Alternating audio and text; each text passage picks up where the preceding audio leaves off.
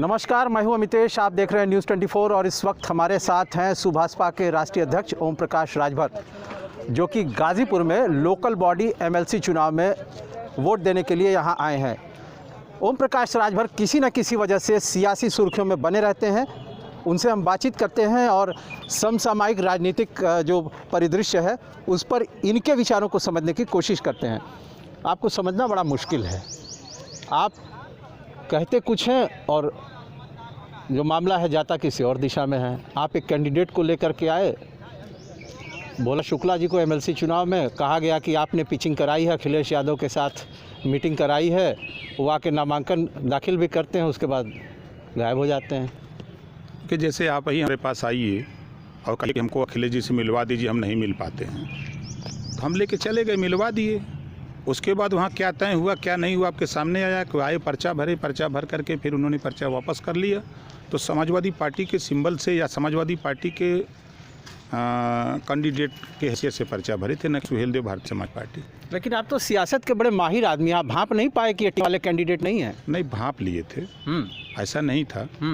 अब अभी सड़क पर कोई जा रहा है, आगे जाके एक्सीडेंट हो जाए तो हम क्या करें? अच्छा भाई, सड़क से कोई आदमी जा रहा है, बहुत स्वस्थ है, सब ठीक है, आगे जाके एक्सीडेंट हो गया तो धरती से चला गया तो क्या, अब उसको हमारा दोष है? तो मान रहे हैं ना कि मूल्यांकन करने में कहीं ना कहीं चूक? नहीं, मूल्यांकन कहाँ गलत है, मूल्यांकन बहुत सही है।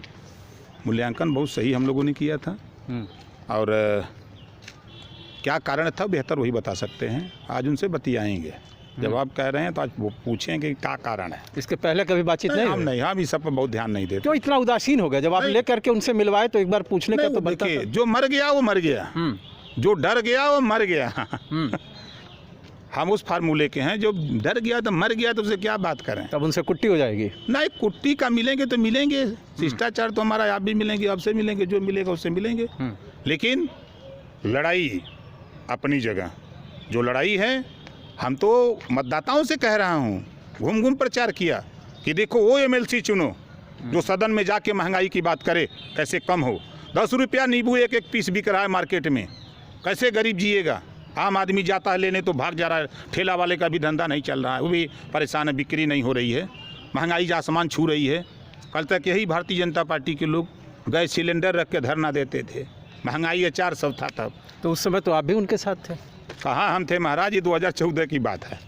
लेकिन उसके बाद जब आपकी बीजेपी से अदावत हुई, दोस्ती हुई, ठीक है, तो अब जो है कि आगे ये और सिगुफा चल पड़ा है, जैसा कि आप दावा कर रहे हैं, लेकिन पब्लिक डोमेन में है कि आप फिर से दोस्ती को बरकरार करने की कोशिश में हैं। क्या सच्चाई क्या है? नहीं, देखिए, ये विधानसभा चुनाव के पहले भी यही चर्चा थी।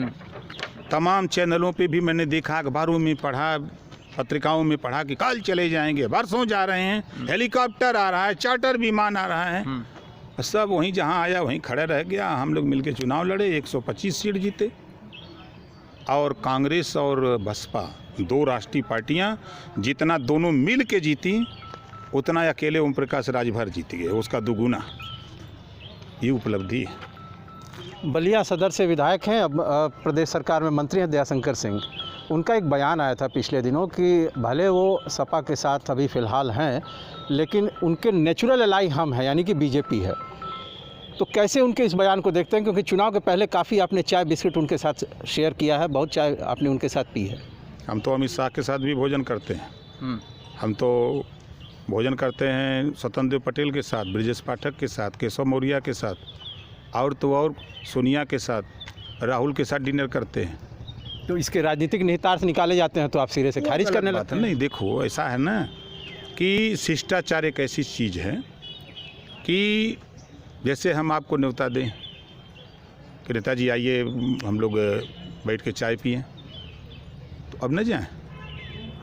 तो सबसे दोस्ती मिला के रखना चाहिए, बना के रखना है। राजनीति में छोटे कार्यकर्ता मर मिट रहे हैं बेचारे, थाना तहसील कचहरी में उनकी दुर्गति हो रही है। अब बड़ के नेता एक कमरे में कुल संघा बैठ के मलाई काट रहे हैं। अभी एक आपका और बयान आया था कि अखिलेश यादव को लेकर के शिवपाल जी की नाराज़गी थी कि उन्हें जो विधायकों की बैठक हुई उसमें नहीं बुलाई गई, तो उसका एक्सप्लेनेशन आया। उन्होंने कहा कि भाई जब समाजवादी पार्टी के सिंबल पर लड़े हुए सारे जब विधायकों को बुलाया गया तो मुझे भी बुलाना चाहिए।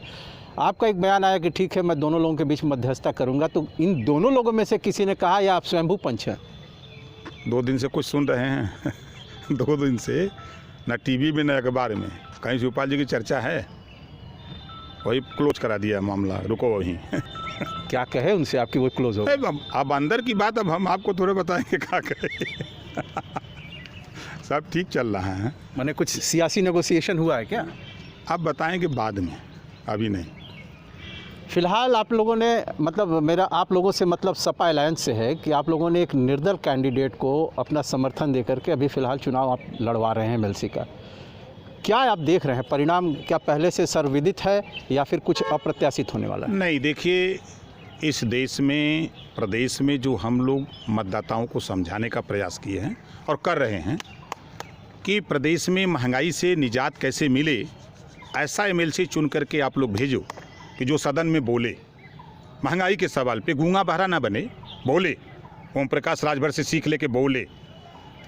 प्रदेश में गरीबों का इलाज फ्री में कैसे हो, इस पे सदन में चर्चा करके कानून बनवावे, लड़ाई लड़े।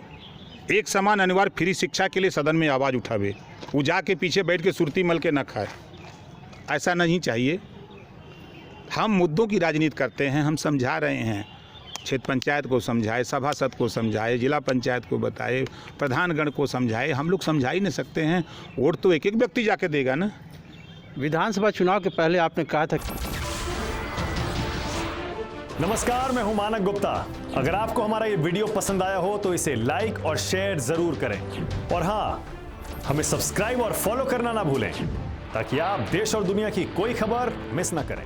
तो जुड़े रहिए हमारे साथ और देखते रहिए News 24।